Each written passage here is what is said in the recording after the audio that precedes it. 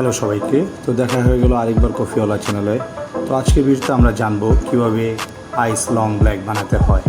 মূলত আইস long black আর আইস Americano একই ধরনের কফি হয়ে থাকে, সেক্ষেত্রে এটা তৈরিতে সামান্য কিছু পার্থক্য রয়েছে, তো সেটার রেসিপির ভিন্নতা রয়েছে।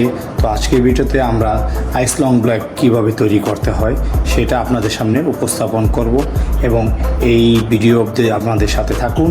এখন দেখুন কিভাবে আইস লং ব্ল্যাক তৈরি করতে হয়। আর বন্ধুরা, এখানে দেখতে পাচ্ছেন আমাদের কফি ক্যালিব্রেশনের মাত্রা হচ্ছে 20.6 গ্রাম, আর আমাদের কফি বারে আমরা মূলত 20 গ্রাম বা এর আশেপাশে কফি গুঁড়ো ব্যবহার করে থাকি সকালে ক্যালিব্রেশনের জন্য। তো বন্ধুরা, ভিডিও শুরুতে আপনারা ঠিক যেমনটি দেখতে পাচ্ছেন, আমরা কফি গ্রাইন্ডার মেশিন থেকে কফি গুঁড়োগুলো পোর্টা ফিল্টার নিয়ে নিব। তো পোর্টা ফিল্টার নেওয়ার আগে অবশ্যই কফির যে পরিমাপ আপনার সকালের ক্যালিব্রেশনে যতটুকু মাত্রা থাকে সেই মাত্রা অনুযায়ী আপনার কফি গুঁড়ো নিয়ে নিতে হবে।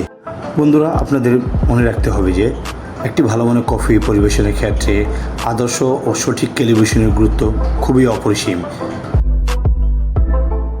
বন্ধুরা, আমরা একটি পাত্রে 120 গ্রামের মতো আইস নিয়ে নিব, আর এই আইস রাখা পাত্রে আমরা 175 ml মতো পানি ঢেলে নিব। তারপরে আমরা 2 শট এসপ্রেসো আমরা সেই আইস মিশ্রিত পানির উপরে ঢেলে দিব। আমাদের আইস লং ব্ল্যাকটি হয়ে গেল। তো বন্ধুরা, ভিডিও দেখানোর প্রক্রিয়ার মধ্যে আপনারা একটি আইস লং ব্ল্যাক তৈরি করতে পারেন, নিজেরাও পান করতে পারেন এবং পরিবার এবং সকলের সাথে শেয়ার করতে পারেন।